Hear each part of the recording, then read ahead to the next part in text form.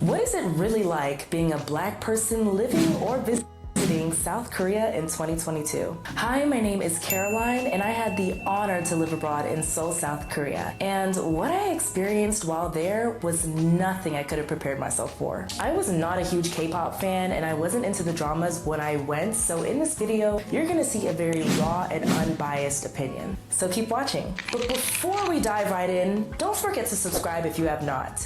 I make traveling and lifestyle videos where I show interested people like you how to travel more frequently and affordably in their 20s. Because I'm a firm believer that you don't have to have it all together before you see the world, if you know the right way to go about it. And that's something that you can learn.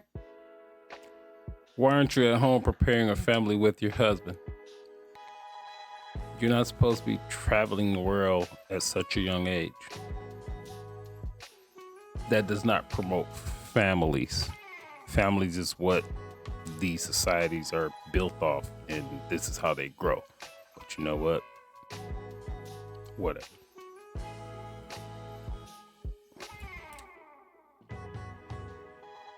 Right here on this channel. I'm 22 and I'm a frequent traveler, and I've been to several different countries by myself and financed them all myself as well too. So if traveling more affordably is something that interests you, don't forget to subscribe. But you're here because you want to know what it's like being a Black person in Korea. Stay tuned for the next portion of this video where I share my raw, unfiltered experience and hopefully give you some insight if you're interested in visiting Korea. So before I went to Korea, Raw, unfiltered experience when your video is highly produced, but let's see what type of raw, unfiltered experience we will see. I watched so many videos of Black women in Korea because I wanted to know exactly what I was getting myself into, and something frequently mentioned in all the videos was the staring. I am a firm believer of doing research on the country and culture of wherever I'm about to visit, and South Korea was no different. For those of you who don't know, Korea is a majority homologous society, and that just means that majority of the population is made up of Koreans. Now, there definitely are foreigner districts like Itaewon or Hongdae where you'll see a higher appearance of foreigners, but majority of anywhere you go in Korea, if you are a foreigner, or especially if you are Black, you're gonna get stares. Now, stares don't always mean that it's a negative thing. You have to understand that you are different in Korea, so you're gonna stand out. Some people are staring out of curiosity and genuine interest. I knew this going into Korea, but nothing could have really prepared myself to feel like I was always being watched or looked at. It definitely was an adjusting period for me, and I noticed One of the reasons that they're staring is because they know about Black people, and this lady in particular, they wondering how is her skin so dark and how is her hair so straight. That's one of the reasons why they're staring, and we know the obvious reason. They don't have as much melanin as we do, but they're staring at your hair for the most part. how even other Black people that I would see in Korea would purposely, when we entered a room, we would kind of gravitate towards each other or like sit close or near to each other, even if we didn't talk to each other, just because it's just something you naturally do whenever you kind of feel like an outsider. You kind of gravitate towards the people who you just feel the most similar to. But that is something to keep in mind if you are planning to visit Korea as a foreigner or a Black person. Don't always assume baby stares hair are underneath. negative, and honestly, after a few days, you kind of stop noticing them. And honestly, after a while, I just took the stares as a compliment because I was staring at me too, girl. Okay, I'm beautiful. Which leads me to my next point, beauty and clothing. Now, I don't know if you've heard, but Korea has a very popular culture of one-size-fits-all stores, and they're usually in particular boutiques and local stores. However, you can definitely find... Ooh, she's made a very good point. One size fits all stores. And there is a very big reason for that.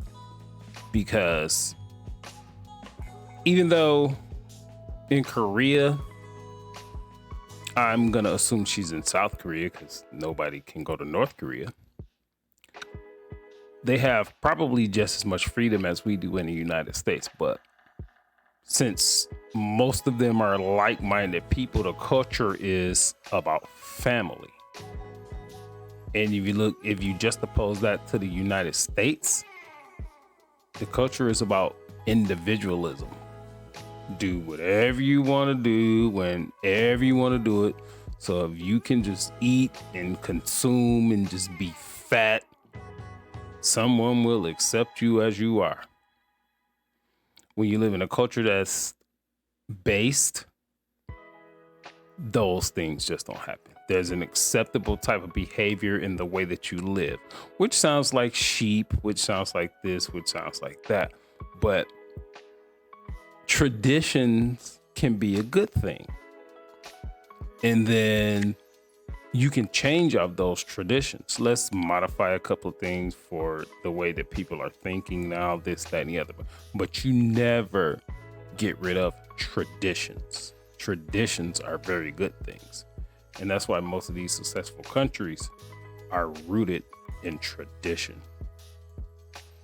Find your size in commercial malls like Lotte Mall and Myeongdong Mall, where you will see a higher prevalence of stores that you know, like Lulu, H&M, Nike, and so much more. Now, like I said, those are more commercial stores that you can find all over the world. However, if you're looking to do more thrifting and local shopping, then those can kind of be a hit or miss for my sisters with curves, because there's a smaller chance of guaranteed sizing. When it comes to beauty, if you're a Black woman in Korea, bring your makeup. You will struggle to find your exact shade, and that is just because Korea beauty standards are not set up for our skin tone. However, if you're going to be there for an extended amount of time, I ended up doing some research just for you guys, and I discovered on the Korean Amazon, it's called Coupang, there actually are Black. What's up with the nose ring? Just asking a question. Makeup brands on there to where you can order your makeup while you're living in Korea. I ended up finding Black Radiance, I found some Black Concealer for darker skin shades, and I thought that was really cool that that was even on there. So if that is something that interests you, I'll leave the link for that down in the bio below so that you guys can have that resource, and I hope that helps. Something that is a surprise to a lot of people is that there are a lot of Black hair care shops and beauty supplies in Seoul run by Black owners. Itaewon, which is a foreigner district in Seoul, has a Itaewon beauty supply. I will definitely leave a link down below in the description box of places where you could go to get your hair done by Black hairstylists, or even beauty supplies to where you can get some of your favorite hair products. Next in this video, I'm going to touch on a little bit about the dating experience of a Black person in Korea. Whether you're going to Korea to visit or live, So this video is about a Black person in Korea. And so far, we're talking about hair and makeup. You're missing the whole experience if you're sitting here focusing on yourself. Why do you need to put on, first of all, why do you need to put on makeup at all in the first place anyway? But now you're traveling to a foreign country that's much more traditional, which means women are much more natural. And the first part of this video, 4 minutes in, we're talking about hair and makeup. That doesn't make sense to me. It doesn't even make sense to me in America, but anyway.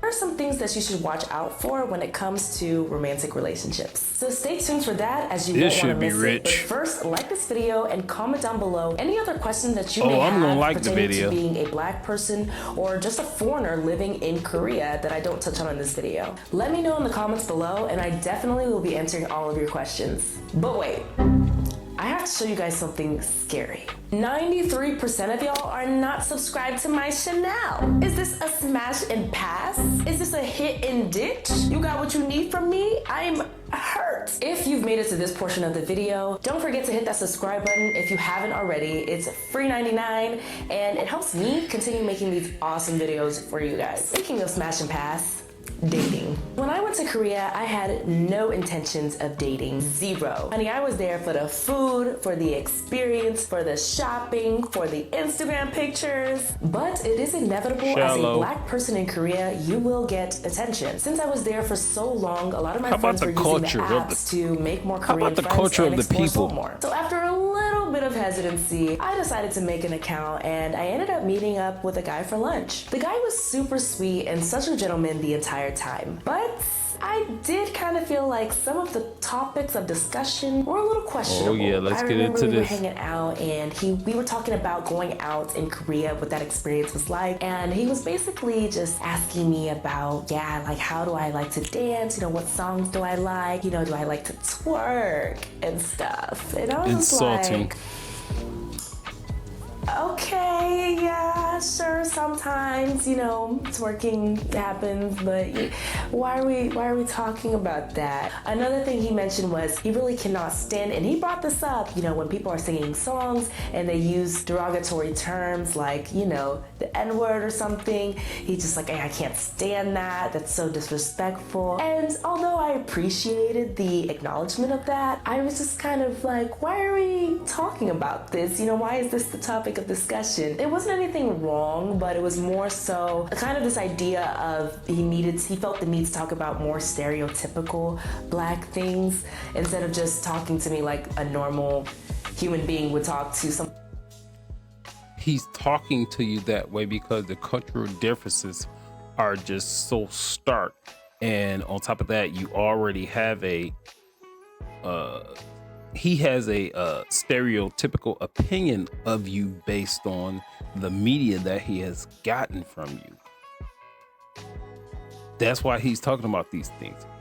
That's why he said twerk, because the image that I put out about Black women that they twerk. What else are y'all gonna talk about? You know nothing about him. The only thing he knows about you is the videos and the TikToks and the social media that he sees. So it's perfectly legit for him to ask you about these things. What are you talking about? Someone that they were on a first date with, I don't know, take that for what it is, but it was just Now, not a lot of people talk about this, but sometimes dating in Korea as a foreigner means that you will be used for your money or excessively paying for things. And what I mean by that is many Koreans know that foreigners coming to Korea have some sort of money tucked away, some sort of money in order for you to get there. And this goes for both men and women. I unfortunately experienced this on a date in Korea where I felt constantly pressured to cover both tabs, kind of forced to go ahead and pull out my money at the last minute in front of someone who I couldn't communicate with because I couldn't speak Korean that very well. But the person I was with said, oh yeah, you need to give this amount. And I would give that amount, and they never gave any amount either, meaning like I covered both of us. And some of y'all might not find an issue with that. Some of y'all will, I don't know. For me, I kind of felt like all you have to do is just ask me. I don't mind covering a tab or a bill for both parties as long as you just ask me. But if you just kind of... No one's going to ask you.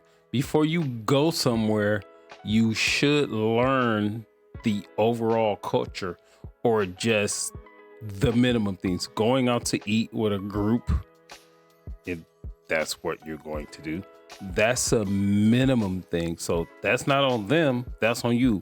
Let's not forget, you're in their country.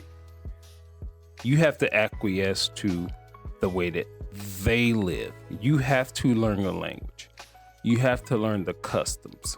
You have to learn all the other ambiguous things that they do. They don't have to, and they're not going to acquiesce to you. What's going on here? Force the money out of my hand or force it out of me and don't quite explain to me like what it's being used for or that you're getting paid from this as well. I just kind of found that a little bit concerning and I didn't enjoy that as much. So that is something to definitely look out for when you are dating in Korea, is people who might just be simply talking to you just to make a little bit of... And that's going to be the end of this video. I'm not trying to do this to sound mean. I'm just like, it's just like common sense type of things. It's, you're going to someone else's homeland, someone else's country. You have to assimilate to what they have going on. No, there's no other country in America, in this world, like the United States of America. The United States is a melting pot of every single ethnicity, race, whatever label you want to put on it. There is no other country on earth like the United States. So why would you be so selfish in this, that, and the other to be open to the country that you're going to? You have to assimilate to them. You going to their country, you have to learn about them, which is you have to know their language, you have to know their culture, you have to know their customs. I mean, like I can say in Japan in particular, it's not good to look people directly in the eye when you're talking to them. In the United States, it's the total opposite. If you don't look people in the eye in the United States, they think you're some type of weak person, or they think you're not being genuine or anything like that. So that's just one example. So that's going to be the end of this video.